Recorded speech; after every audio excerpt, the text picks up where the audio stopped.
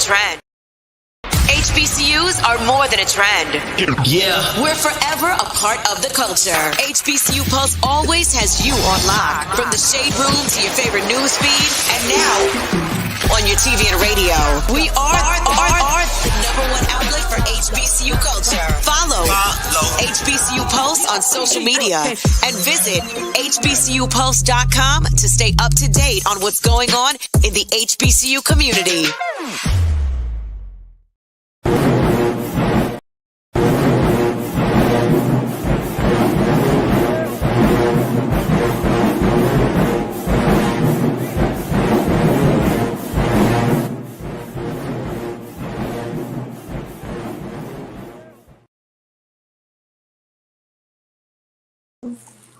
What's good? What is up, HBCU Post family? This is Destiny Kerr, a senior public health major hailing from the Show Me State herself, in attendance at the illustrious Xavier University of Louisiana, the top 6th HBCU.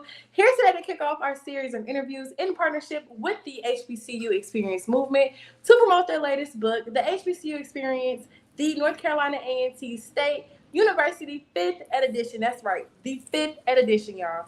Now listen, this is an amazing book with some great notable alumni. From entrepreneurs to influencers, the sky is the limit. Y'all know the vibes. Hashtag Aggie Pride. Today we have an alumni who's been putting on for his HBCU community. He has preached not only nationally, baby, but internationally. He serves as currently a youth pastor at the Good Life Youth Ministry. And today we have Mr. George L. Fultz in the building. And I'm going to add him. Give me 1 second. How we doing today? Hey, what's going on? What's going on? Good evening. What a joy and a pleasure it is to be here with you on tonight. What's poppin'? Nothing much. How we feeling on this great Wednesday? Life is good. Life is good. I don't hear no kids screaming, so I'm all right. All is well here. Yes, definitely. How's Louisiana? Oh, so the weather is now giving fall. Thank God, because it was hot at first. Okay. It was very hot, but Louisiana is Louisiana right now. Time for some crawfish and some shrimp broils. No, none of that. So you can't be in Louisiana and not none of that. It's out of season. Okay. You get a pass. You get a pass. I can do the boils, but just the crawfish, I can't. Okay. Sure. But yes, it's definitely good to meet you. We are glad to have you here today on the platform. Pleasure. So yeah, just tell us a little bit about yourself, who you are. Let us know. Well, listen, I am a proud youth pastor. I serve in Columbus, Ohio at a church called First Church of God. I oversee everything student ministry in my current context. And we've been able to minister to hundreds, if not thousands of students, not just within our congregation, but within our city and the broader Ohio area. But aside from pastoring, I've also been able to start an amazing business with my wife, HBCU Legacy Fashion. That is in stores nationwide. We're in, I think, over 40 stores in Belk, selling HBC apparel for kids and families, as well as I'm starting a consulting group that's centered around faith strategy and purpose. And so I've got a lot brewing here while I'm trying to get my PhD right now. And so it's a lot happening my way, but I'm excited about it all. Yeah, I might have to get that link to that HBCU apparel. Absolutely. Get you some gear. Absolutely. She's actually heading to Howard tomorrow, help her. But she's going to do their homecoming this weekend. But Aggies, listen, we are going to be in the building. We're going to be at the game. We're going to be at the hotel. It's going to be amazing. We've got some new merch coming, and you want to get it. You want to get it. Now, real quick, is Xavier a vendor? Y'all have Xavier as a vendor? Listen, they're on the list. They're on the list. But we've got to build that clientele first. Y'all got to show us some love, and we'll make sure we get you some product. But my wife is working on a lot of licenses.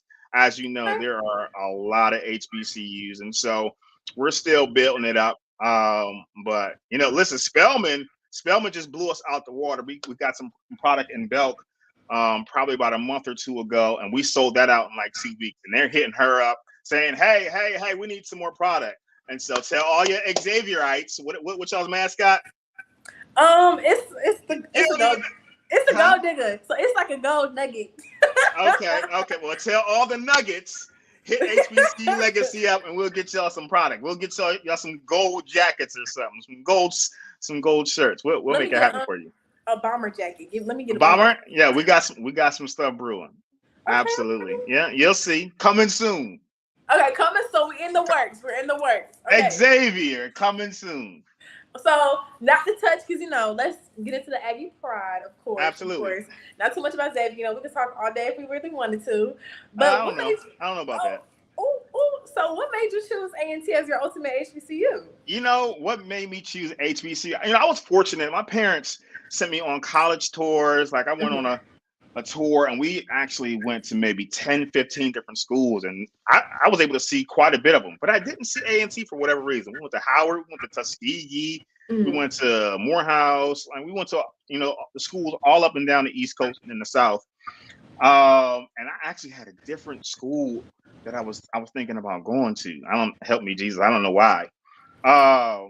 But the year before, one of my best friends, Sean Johnson, he went down, and I went to visit him for homecoming. And so this is what did it, right? So I'm on campus for the first time, right? And I'm standing on the strip, and all of a sudden I hear this and off in the distance I hear the band coming down the street, and in front of them, our girls are called the Golden Delights, and so they're dancing, like they're dancing and trotting down the strip, and I said, "Oh Jesus!" I said, "All right, A&T is looking real good right now," and then I hear Frankie Beverly and Maze in the background, and I got a cup of sweet tea in my hand, and so the combination of Golden Delights, some sweet Southern girls, some Southern sweet tea, and Frankie Beverly and Maze, that did it for me. And then, so just being there for the weekend, being at the greatest homecoming on earth. I know a lot of other schools try. Everybody's got HOE at the end of their name. I saw someone say NOHE and BHOE, and I'm like, no, there's nothing like GHO, the greatest homecoming on earth. It's uncomparable. But homecoming is what did it for me. And so the moment that I stepped on campus, I got the Aggie essentials. I got everything that a young Black man would want coming to a school. And so absolutely, A&T was why. Well, that was part of the reason why I chose A&T. And then I got a chance to taste and see that A&T was good. And so it was a great experience. Okay, so how do you feel now being an alumni? So we don't want undergrad. How do you feel now being an alum? Oh, I wouldn't change it. Ooh. I wouldn't change it. There's not another school in this world that I would want to go to other than A&T. We might have to give you that Xavier experience, but I like. See, but here's the other thing about North Carolina, right? And so it gives you the best of both worlds when it comes to the season. So we're not getting all that Louisiana heat where it's 118 degrees. You got to walk to class.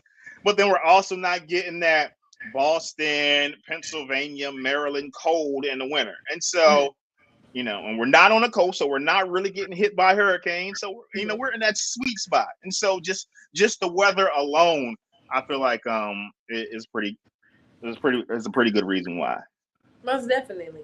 So, real quick, because I know we talked a little bit. We already talked about, GHO, best homecoming, all of that good stuff. The football, the band, the sound. So walk us through your time, starting with your freshman year at North Carolina A&T. Wow, my freshman year. It was a journey, man. And so, am I allowed to talk about the title of my chapter? I mean, if you want to disclose that information.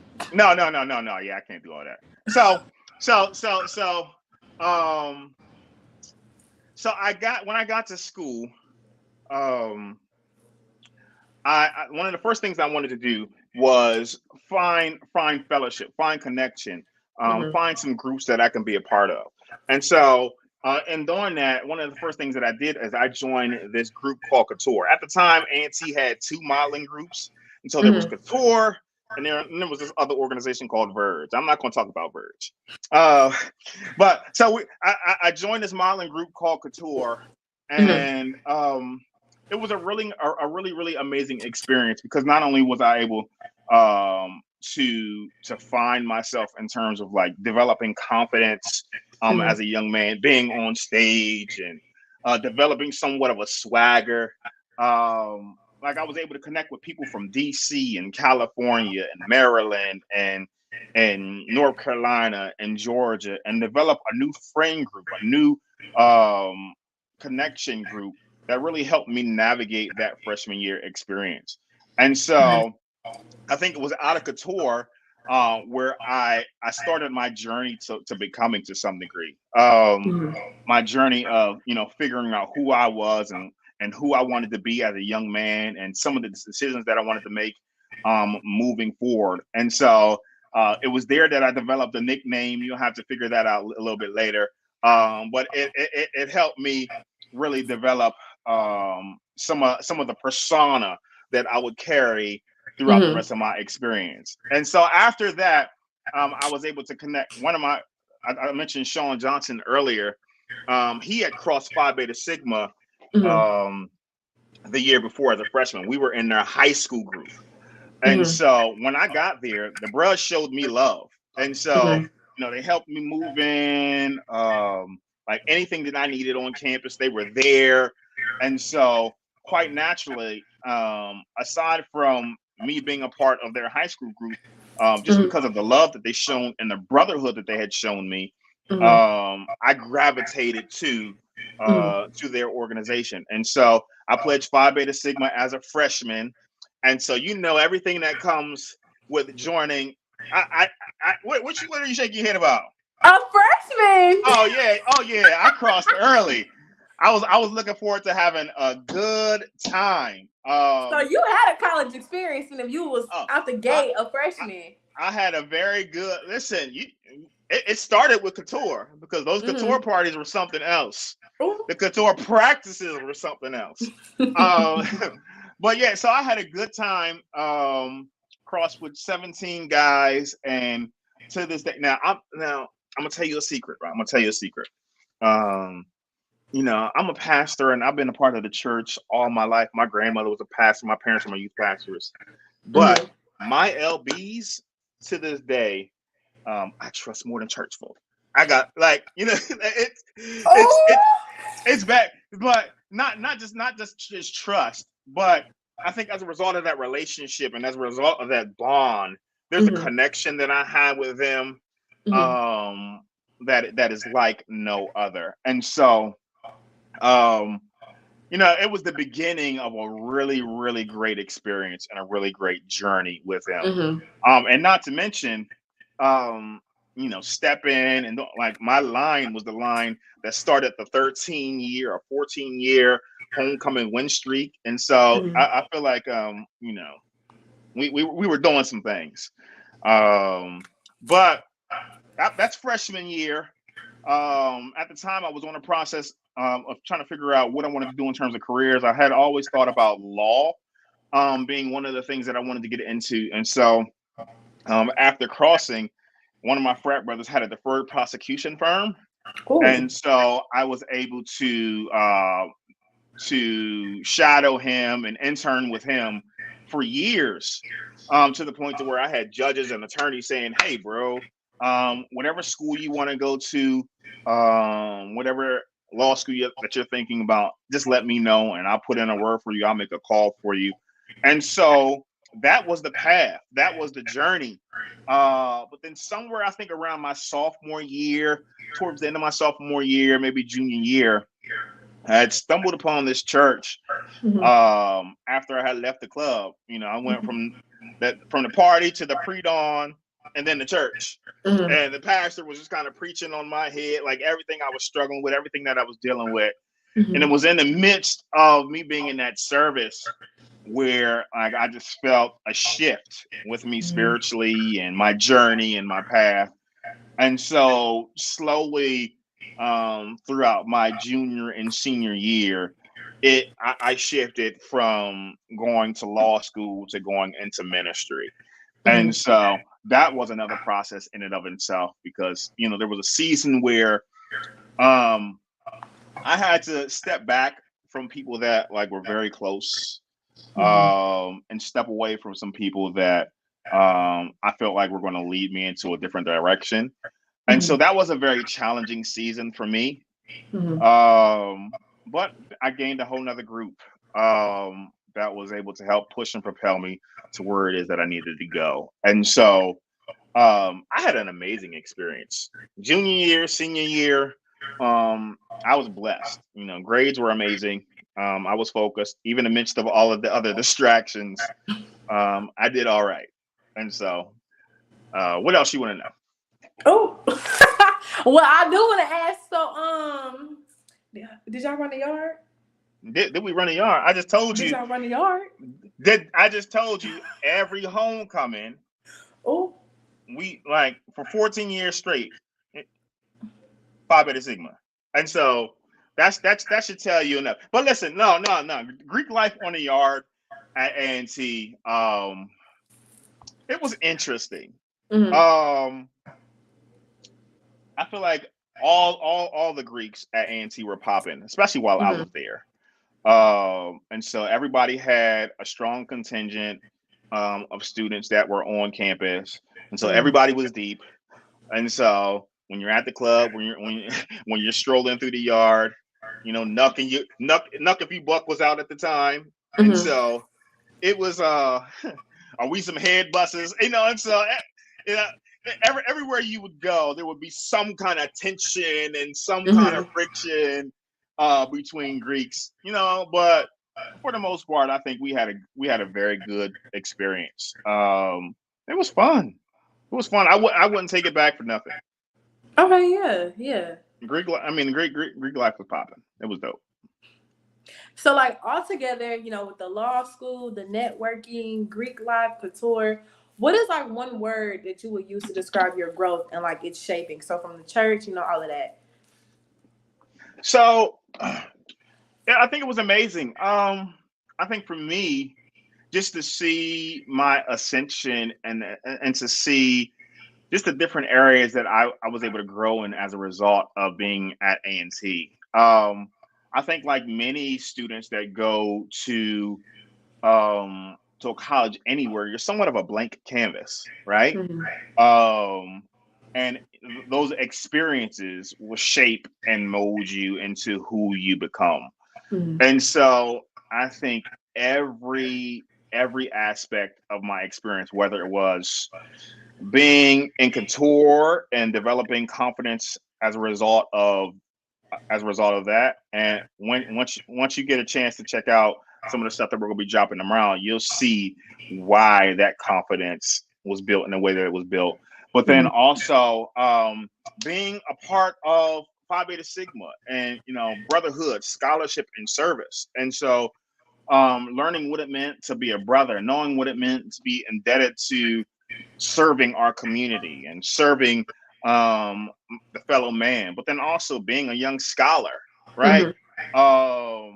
Those all shaped me to the point to where, my grandmother, she was the national school board president. And so she oversaw anything related to school in the country for a number of years. And so she quite naturally instilled the pursuit of education for me. But I think what the icing on the cake was seeing young Black brothers going out and pursuing education beyond their bachelor's degree. And so getting their master's and getting their doctorates is part of the reason why I'm pursuing that today. And so I think at every level, there was some relationships, they will teach you a whole lot, right? I had some very interesting experiences in school that helped shape me as a man. And so, and I'm pretty sure everybody watching has had some relationships or will experience some relationships that will make or break you and shape you into who you become. And so, you've got to let those experiences build you and make you better, not make you bitter. And so, that's been my journey.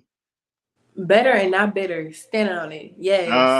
Yep. Yes. Absolutely. I love it. So at this point, one can say that you're not only a notable alumni, but you are an esteemed alumni from the community, from Phi Beta Sigma, from couture. Like, You've done it. You did it. And then now with the HBCU apparel business, law, youth pastor, and then putting it all together to now having your own chapter in this book. How does that feel? How does it feel to be featured? I mean, it's absolutely amazing. I've always tried. Here's a better example. So one of the things that I write about is I go from being a model on stage, from being to being a model with my life. Mm-hmm. And so for my life and for my experiences and for my journey to be something that's highlighted within anything, on somebody's website, on somebody's book, on somebody's social media, for people around the world to be able to see and experience just some of the things that I've been able to do over the course of this short life thus far. It's a complete honor for me. I think, as you mentioned, I've been blessed to speak nationally, internationally, and I've had some really, really amazing journeys. And I want to be able to share that with the next generation of students, the next generation of young leaders, the next generation of young Black men and women, just to show them that there's a plan and purpose for you. And while you're at school, some of that is going to open itself up. You know, the scales are going to come off your eyes. You're going to be able to see who it is that you are and where it is that you're going in a whole new life. And so just being able to be a part of this is a big deal for me. And it's just another platform for me to be able to share what it is that God has been able to do in through me. Of course. So before going, I want to ask, what can we expect from your chapter? Any surprises? Any good stuff? I think the title in and of itself should tell you a whole lot about what's going to happen in the chapter. And so the title was definitely an eye catcher, and it's going to be a good read. Of course. Well, y'all can expect the book to be featured on Amazon real soon. So buy it up, read all of that good stuff. Get your copy. Yes, it was good having you. Real quick before we go, let us know where we can find you on the socials, because we need that HBCU apparel. Absolutely. And so go to hbculegacyfashion.com or HBCU Legacy Fashion on Instagram. And all of our content will be on there as well. You can go to Belk, you can go to Amazon, HBCU Legacy Fashion. Just hit Google and you'll find HBCU Legacy Fashion, or go to George Fultz Consulting for anything related to my ministry related stuff. All right. Well, thank you so much. Thank you guys for tuning in, and we will see you tomorrow. Peace.